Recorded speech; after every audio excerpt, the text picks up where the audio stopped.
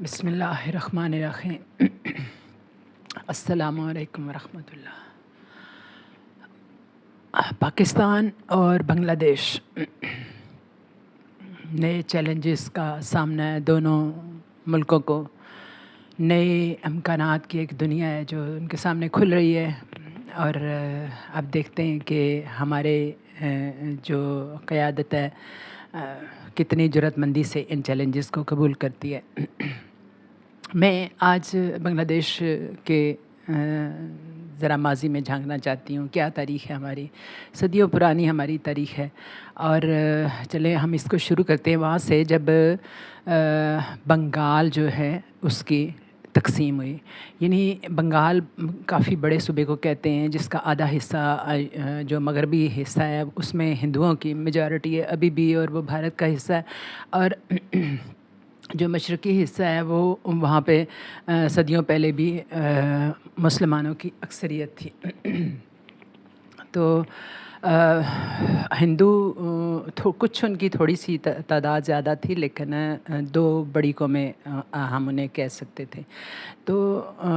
ہوتا یہ تھا کہ جیسے ہندوؤں کی ایک ہمیشہ سے پالیسی رہی ہے کہ وہ مسلمانوں کو زندگی کے ہر میدان میں پیچھے رکھتے تھے، تعلیم میں، روزگار میں، ہر میدان میں مسلمانوں کو پیچھے رکھا جاتا تھا۔ ایک جبر اور تشدد اور خوف والی اب ہوا تھی وہاں۔ تو وہاں کے مسلم جو رہنما تھے انہوں نے بہت کوشش کر کے، بہت زیادہ سالہ سال کی جدوجہد کر کے تو برطانوی حکومت سے بنگال کی تقسیم کا، یعنی سرکاری طور پر اس کی تقسیم کا مطالبہ پورا کرایا، اور یعنی بنگال کی تقسیم ہوئی اس طرح سے کہ مسلمانوں کو اپنے نمائندے چننے کا حق مل گیا، اور اس طرح سے مسلمانوں کو جو نمائندے مقرر ہوئے وہ وہاں کے عوام کی پسندیدہ تھے، اور وہ دور جو ہے یعنی 1905 سے لے کے تو 1911 تک، یہ دور بنگال کی تاریخ کا بہت سنہری دور کہلاتا ہے، اور اس دور میں بڑی زیادہ مسلمانوں کو ترقی کے مواقع ملے بنگال میں، اور بڑی وہاں مسجدیں اور تعلیمی ادارے قائم ہوئے بڑی تیزی سے، اور مسلمانوں کو ملازمتوں میں حصہ ملا، اور بڑی جو ہے نا وہاں ایک آج تک تاریخ میں اس کو سنہرا دور کہا جاتا ہے۔ لیکن ادھر جو ہندو تھے وہ سخت تڑپ رہے تھے، اور انہوں نے اپنے اثر و رسوخ کو استعمال کیا، اور مسلسل برطانوی جو حکومت تھی ان کے آگے رو پیٹ کے اپنا سارے جو ہے نا جو بھی وہ کر سکتے تھے حیرت کرنا استعمال کر کے انہوں نے بنگال کی جو تقسیم تھی اس کی تنسیخ کرا دی۔ تقسیم کی تنسیخ جب کرائی تو اس کے نیکسٹ جو انتخابات ہوئے وہ انتخابات ظاہر ہے کہ ہندوؤں نے جیتے۔ انہوں نے جہاں مسلم علاقے تھے وہاں بھی اپنے امیدوار کھڑے کیے، اور بڑے جبر اور تشدد کے ساتھ انہوں نے اپنے ہی زیادہ تر جو ہندو اکثریتی جو حکومت ہے وہ قائم ہوئی، اور اس میں کوئی نام کا بھی شاید کوئی امیدوار مسلم کامیاب نہیں ہوا۔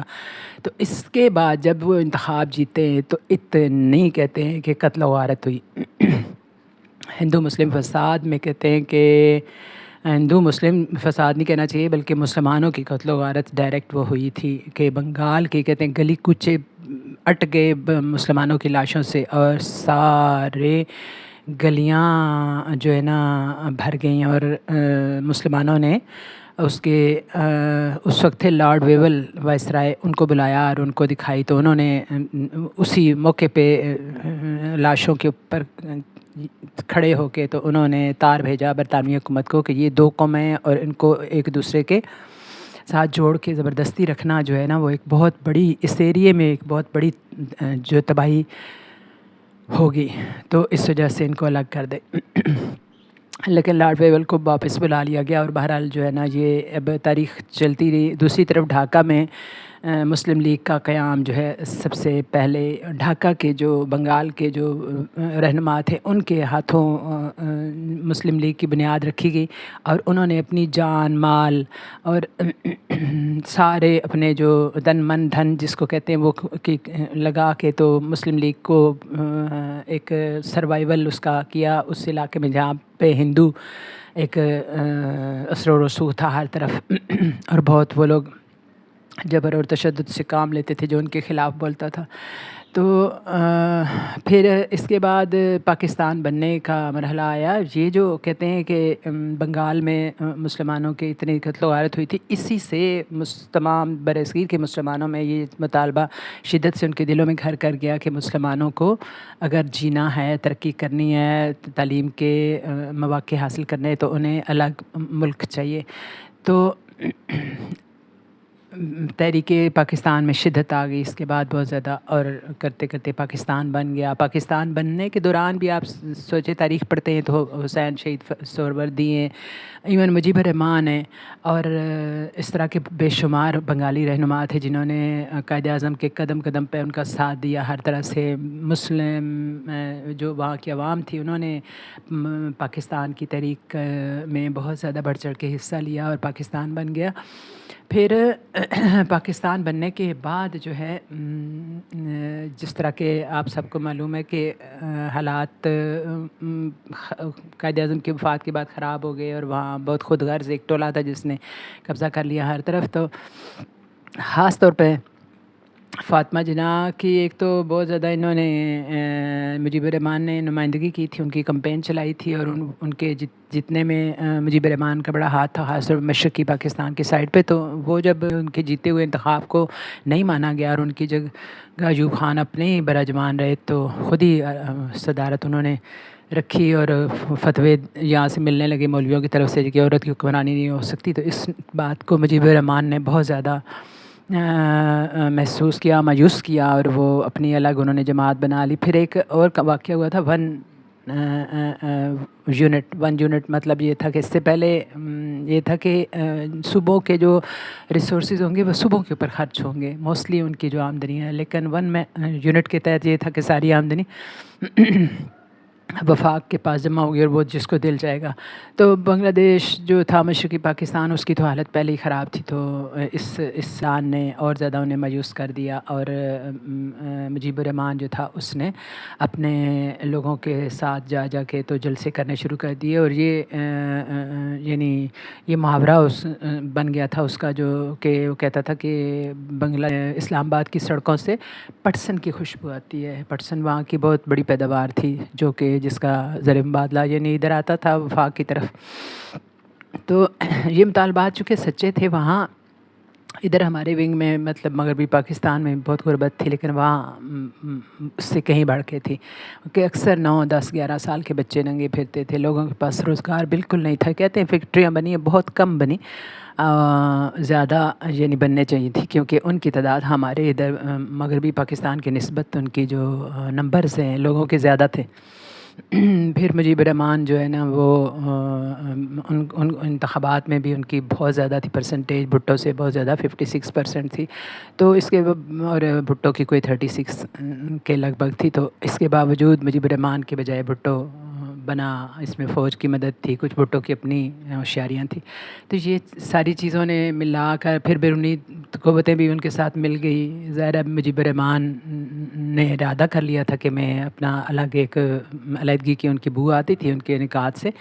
تو وہ پھر ہندوستان کی طرف ٹلٹڈ ہوتے گئے۔ وہاں ان کی جماعت نے آرمی کی ٹریننگ لی، ہتھیار چلانے کی، ہتھیار ملے، پیسہ ملا، سب کچھ ملا، اور الگ ہو گئے۔ وہ ہمارے بہن بھائی تھے ہمارے۔ تو اب یہ ہے کہ سن 74 تک تو بھٹو یہی کہہ رہے تھے کہ میں نے بنگلہ دیش کو تسلیم نہیں کرنا۔ ایک بہت سوگ کی کیفیت دیکھیں، گھر اگر بھائی بھائی الگ ہوتے ہیں نا تو کتنے افسوس رہتا ہے ماں کو، اور سب فیملی ایک جو بہرحال ڈسٹرب ہوتی ہے، لیکن ایک پورا ملک سمجھیں کہ آدھا ہو گیا تھا، اور یہ ایک بڑی سوگ والی، جو جانتے تھے اس حالات کو گزرے تھے، وہ بڑے اس چیز کو سمجھ سکتے ہیں کہ فیض احمد فیض اور یہاں کے بے شمار جو ادیب اور شاعر تھے ادھر جاتے رہتے تھے، فوجی بے شمار جاتے تھے، ہم لوگ بھی ابا ہمارے فوجی تھے تو گئے تھے وہاں، جاتے تھے، اور وہاں سے بھی لوگ بہت آتے تھے، یعنی یہ شبنم، شہناز بیگم، رحمان اور بہت سے ٹیگور جو ہیں، یہ ادھر ہی کے بنگالی تھے جن کو ہم پڑھتے اور دیکھتے ہیں۔ تو یہ فیض احمد فیض کی بہت دوستیاں تھیں، بہت زیادہ تعلق تھا ادھر، بہت زیادہ جاتے تھے یہ. تو انہوں نے ایک نظم لکھی تھی، ایک غزل لکھی تھی جو بہت مشہور ہے، نیرا نور نے گائی کہ ہم کے ٹھہرے اجنبی کتنی مداراتوں کے بعد، پھر ملیں گے آشنا کتنی ملاقاتوں کے بعد، اور کب نظر میں آئے گی بے داغ سبزے کی بہار، خون کے دھبے دھلیں گے کتنی برساتوں کے بعد. انہوں نے اس آپریشن پہ لکھا تھا جو کہ 25 مارچ کو وہاں بنگلہ دیش میں ہوا، اور وہاں کے لوگ بہت مطلب نفرت تو نہیں کہنا چاہیے، وہ بڑا احترام اور بڑا ایک بہن بھائیوں والا رشتہ تھا، لیکن وہ لوگ مطلب اس بات پہ بہت خفا تھے، بہت ناراض تھے کہ یعنی یہ کہنا چاہیے میرا ذاتی طور پر رابطہ رہا لوگوں کے ساتھ، اور وہ کہتے تھے کہ ہمارے ہر گھر میں سے 2 3 4 لوگ جو ہیں شہید ہوئے. تو اس آپریشن کے دوران یعنی پورے بنگلہ دیش میں سوچیں ہر بندے کا یہ کہنا تھا کہ ہمارے گھر سے 2 3 4 لوگ شہید ہوئے. میں اس جھگڑے میں نہیں پڑتی کہ کوئی بنگالی کہتے ہیں کہ یہ کوئی 50 لاکھ تھے، اور بی بی سی کہتا ہے کہ کوئی 4 لاکھ تھے، اور پاکستانی فوج کہتی ہے کہ یہ کوئی 1000 تھے. لیکن اصل بات یہ ہے کہ عوام کیا کہنا ایک معنی رکھتا ہے. تو یہ زیادتی تھی کہ اپنے عوام پہ یوں بلا کسی تخصیص کے چڑھائی کر دینا. تو اب یہ ہے کہ پھر جب 4 سال گزر گئے، اسلام اور بھٹو پہ مسلسل دباؤ آ رہا تھا اسلامی ممالک کا کہ آپ انہیں تسلیم کر لیں، اور لگتا تھا کہ وہ نہیں کریں گے، لیکن انہوں نے بالآخر کر لیا. سن 74 میں اسلامی سربراہی کانفرنس ہو رہی تھی، تو اس دوران وہ سب کو بلا رہے تھے. تو پھر یہ بھی تھا کہ 90,000 قیدی پڑے ہوئے تھے انڈیا کے پاس، جو بہاری تھے بنگلہ دیش میں پڑے ہوئے تھے، ان کو پاکستان لانا تھا، قیدیوں کو چھڑوانا تھا. اور اس سے بڑھ کے جو ہے نا مجیب الرحمان بڑے متحرک تھے تعلقات بنانے میں، اور مصر، شام اور لیبیا کے لوگ جو تھے ان کے ساتھ ان کے اچھے مراسم تھے. تو یہ ممالک بار بار دباؤ ڈال رہے تھے بھٹو پہ کہ خاص طور پہ اسلامی سربراہی کانفرنس کے دوران انہوں نے کہا کہ آپ ان مجیب کو بلائیں اور اس کے ملک کو تسلیم کریں. تو بھٹو جو تھے انہوں نے یہ ان کا مطالبہ تسلیم کر لیا، اور وہ کہتے تھے بھٹو کہ مجھے جو ہے نا دشمنوں نے کا نہیں بلکہ مجھے اپنے دوستوں کا اور بھائیوں کا دباؤ تھا کہ میں بنگلہ دیش کو تسلیم کر لوں. تو اسلامی سربراہی کانفرنس میں جب انہوں نے دعوت نامہ بھیجا تو مجیب الرحمان نے مثبت جواب دیا اور کہا کہ میری 3 شرائطیں، میں آؤں گا، لیکن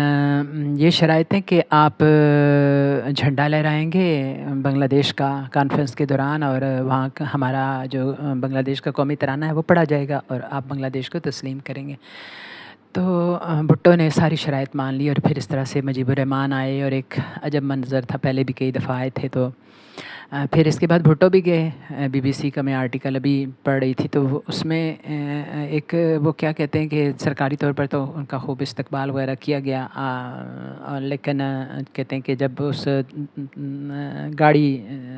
بھٹو کی جا رہی تھی عوامی سڑکوں پہ، تو کافی عوام میں سے کافی گروہ جو تھے ان کے خلاف نعرے لگا رہے تھے. تو بات یہ ہے کہ اس صدمے کو زیادہ مدت نہیں گزری تھی نا، تو یہ ایک تو پھر تاریخ پلٹا یہ کھاتی رہتی ہے، اپنی ہوائیں چلتی ہیں، پانی بہتا ہے تو محو ہوتی جاتی ہیں کچھ چیزیں، کچھ کے نقش مدھم پڑ جاتے ہیں. تو بیچ میں اب بنگلہ دیش کے عوام بڑے جذباتی اور بڑے فیورس قسم کے، مطلب تو وہ چھوٹے چھوٹے چاقوؤں سے بندے کو مار دینے والے. تو انہوں نے کیا کیا کہ مجیب الرحمان جب بہت ٹلٹڈ ہو گئے انڈیا کی طرف، تو وہ انہوں نے کر لیا مجیب الرحمان کو اور ان کے پورے خاندان کو مار دیا، اور کہ قضیہ ختم ہو. لیکن قضیہ سے ختم نہیں ہوا. فوجی حکومت کچھ عرصہ قائم رہی، اور پھر ان کی بیٹی نے کسی طرح سے اقتدار پہ قبضہ کر لیا، حسینہ واجد نے، اور وہ پھر دہائیوں پہ چلی گئی بات کہ ایک جبر اور تشدد کا مسلسل ایک بازار گرم رہا، جس میں انہوں نے پاکستان کے نام بھی لینے والوں کو پھانسیاں دیں، اور 80 90 سال کے جو بوڑھے تھے ان کو صرف اس پاداش میں پھانسیاں دی کہ انہوں نے ان کی تحریک آزادی کے دوران پاکستان کا نام لیا تھا، پاکستان کے ساتھ رہنے کا عزم کیا تھا۔ تو پھر یہ ہے کہ انہوں نے صحافیوں پہ پابندی لگائی، بولنے پہ پابندی تھی، اور ہر چیز میں نوازا جاتا تھا ایسے لوگوں کو جو کہ یعنی اس نام تو وہ لیتی تھی کہ تحریک آزادی میں جو شہداء کے اولادوں کو میں دے رہی ہوں، لیکن اصل میں لوگ کہتے تھے کہ وہ اپنی عوامی لیگ میں کے جو ان کے ساتھ چلنے والے ان کے حمایتی لوگ ہیں انہیں کو اور ان کے بچوں کو اور ان کے رشتہ داروں کو آگے وہ جو ہے نا ملازمتیں دیتی تھی، تعلیم میں مواقع دیتی تھیں، اور اس طرح کے ہر میدان میں یعنی ان کو، اور حکومت میں بھی ایسے لوگوں کو شامل کرتی تھی۔ اور انتخاب 2 دفعہ جو ہوئے ہیں، خاص اور آخری دفعہ تو بہت ہی زیادہ کہتے ہیں دھاندلی ہوئی ہے، ابھی ریسنٹ جو ہوئے تھے تو بالکل جیتنے والوں کو جتنے تھے ان کو اور ان کے حامیوں کو ہزاروں کی تعداد میں ان کو گرفتار کر کے تو ان کو جیلوں میں ڈال دیا، اور کہتے ہیں پنجرے بنائے ہوتے تھے اپنے مخالفین کے لیے انہوں نے اس پہ نیٹ پہ موجود ہے ان کی تصویریں۔ تو اس طرح کا یعنی ایک بہت ہی کہتے ہیں کہ سخت قسم کا ماحول رہا کافی سال۔ تو اس نے وہ کیا کہتے ہیں انقلاب کے لیے کہتے ہیں نا، ایک علامہ اقبال کہتے تھے کہ ایک شراب کی طرح سے ہوتا ہے کہ وہ ایک خاص مومنٹ آتا ہے جب پک جاتا ہے تو وہ پھر وہ جب نکلتا ہے تو اپنا آپ دکھاتا ہے۔ تو یہ اسٹوڈنٹس کی موومنٹ ایک بہانہ بنی، اور جماعت اسلامی بھی شامل ہوگی اور کچھ اور جماعتیں بھی شامل ہوگی، اور یہ اتنا بڑا یعنی ایجیٹیشن بنی، اتنی بڑی بغاوت بنی کہ اس نے حسینہ واجد اور ان کے حامیوں کو ملک چھوڑنے پہ مجبور کر دیا۔ اور اب کہتے ہیں کہ وہ تو بڑی فوری انتخابات کا مطالبہ کر رہی ہیں، اور ان کے جو ساتھی جماعتیں ہیں ان کی تو، لیکن جو اسٹوڈنٹ ہیں انہوں نے سختی سے انکار کر دیا ہے کہ ہم جو ہیں وہ بالکل فوری انتخاب نہیں کریں گے، بلکہ ہم اپنے سوچ سمجھ کے، اور ان جماعتوں کا تو بار بار کہہ رہے ہیں کہ وہ ہم عدالتی ان کا وہ کیا کورٹ مارشل یا ان کا مقدمہ ان پہ چلائیں گے، اور ان سے پوچھیں گے کہ اتنے جو سینکڑوں ہزاروں لوگوں کو مارا تو کیوں مارا، اور جو انہوں نے جرائم کیے ان کا حساب لیا جائے گا۔ اب یہ ہے کہ ایک اور موومنٹ اس میں ایک ڈیولپمنٹ کہنا چاہیے کہ یہ ہے کہ کئی بیانات ان اسٹوڈنٹ کے آئے ہیں، اور جو وہاں کی نئی حکومت کے لوگ ہیں ان کی طرف سے آیا ہے کہ وہ پاکستان کے ساتھ اچھے تعلقات رکھنا چاہتے ہیں۔ اچھے تعلقات مین کے یعنی وہ اس میں کچھ بڑھاوا چاہتے ہیں کہ جو پہلے ریلیشن ہے اس کے مقابلے میں وہ یعنی بھارت کو تو بالکل وہ بند کرنا چاہتے ہیں۔ اصل میں بھارت حسینہ واجد جو تھیں ٹلٹڈ تو تھی بہت زیادہ، اور بہت منڈی تھا بنگلہ دیش انڈیا کے لیے، لیکن بنگلہ دیش کی چیزیں انڈیا نہیں لیتا تھا، لیکن انڈیا کی بے شمار چیزیں یہ خریدتی تھیں، اور ان کو چائے کے تحائف بھیجے جاتے تھے ان کے، اور ان کو جو حالانکہ اور مچھلی جو تھی وہ کوئی خاص قسم کی بہت مہنگی وہ انڈیا کو بھیجی جاتی تھی تحفے کے طور پر ان کے جب کوئی تہوار وغیرہ ہوتے تھے۔ تو یہ اس سے بہت خفا ہوتے تھے کہ انڈیا تو ہمارے کسی یعنی ہمارے مخالف رہتا ہے، تو ان کے ساتھ کیوں اتنی وہ ٹلٹڈ ہے۔ تو پھر یہ ہے کہ بارڈر پہ بہت زیادہ بہت لمبا بارڈر ہے، تو وہ کہتے ہیں کہ کسی جگہ تو باڑ ہے اور کسی جگہ نہیں ہے، بنگلہ دیش کی جو سرحد بھارت سے ملتی ہے، تو اس بارڈر کی طرف کوئی دیہاتی کوئی چرواہے کوئی اس طرح کے بیچارے چلے جائیں جن کو نہ پتہ ہو اس کا، تو بس وہاں تو سیکنڈ نہیں لگتے تھے اور مار دیا جاتا تھا۔ تو اس سے بھی بہت خفا ہیں اس وقت جو نئے کہنا چاہیے کون نئی حکومت جو تشکیل پائی ہے اس کے سارے لوگ اس سے بہت خفا ہیں۔ وہ کہتے ہیں کہ اب ہماری طرف سے بھی جوابی مقابلہ ہوگا۔ اس سے پہلے تو یہ تھا کہ حسینہ واجد صاحبہ نے آرڈر دے دیا تھا کہ آپ کی طرف سے کسی نے نہیں بولنا، لیکن اب جوابی ہوگا۔ تو اس طرح کے ان کے چونکہ معاملات ہیں، تو اس وجہ سے وہ انہوں نے کئی طرح سے اندیا دیا ہے کہ ہم پاکستان کے ساتھ اچھے تعلقات چاہتے ہیں۔ اب ہمارے یہاں اتنے جھگڑے پڑے رہتے ہیں بہت زیادہ لوگوں کو، تو چاہیے کہ اس یعنی جو اچھی ان کی طرف سے ایک پیشکش ہے اس کا جواب دیا جائے، بلکہ ایک بیان تو میں نے یہ بھی پڑھا کہ انہوں نے کوئی ان کا بندہ کہہ رہا تھا کہ وہ یہ فیڈریشن کیوں نہ بنا لی جائے، اور یعنی جس طرح سے مجیب الرحمان نے کہا تھا کہ دفاع اور خارجہ پالیسی جو ہے وہ تو وفاقی حکومت کے پاس رہے، لیکن باقی سارے یعنی جو کام بھی صوبے اپنے طور سے کریں اور ان کے ریسورسز بھی جو ہیں ان کو ملیں۔ تو یہ اس کے نکات کا ایک بڑا اہم نقطہ تھا نکات میں سے۔ تو وہی اب بھی لوگ یہ کہہ رہے ہیں، اور اس میں نیگوسیشن کی جا سکتی ہیں، اس کو اور بہتر بنایا جا سکتا ہے، لیکن اس کے لیے بڑی جرأت مندی کی ضرورت ہے، بڑی ایک آگے بڑھ کے تو چیلنج قبول کرنے کی ضرورت ہے۔ دیکھیں اب ہمارے ملک کے جو عظیم قائد ہیں اور لیڈر ہیں وہ کیا کرتے ہیں۔ یہ آج کے لیے یعنی بڑا ایک چیلنج ہے اور اس کو قبول کرنا چاہیے۔ اور آخر میں ایک اطلاع جو میں نے پڑھی کہ بھارتی حکومت یہ دعویٰ کر رہی ہے کہ بنگلہ دیش میں جو تبدیلی آئی ہے وہ سب پاکستانی ISI کی کارستانی ہے۔ تو یعنی کیا ہی خوبصورت الزام ہے، اور اس الزام میں اگر کچھ بھی سچائی ہے تو اس پہ میں تو اپنی تمام فوج کو سیلوٹ کروں گی۔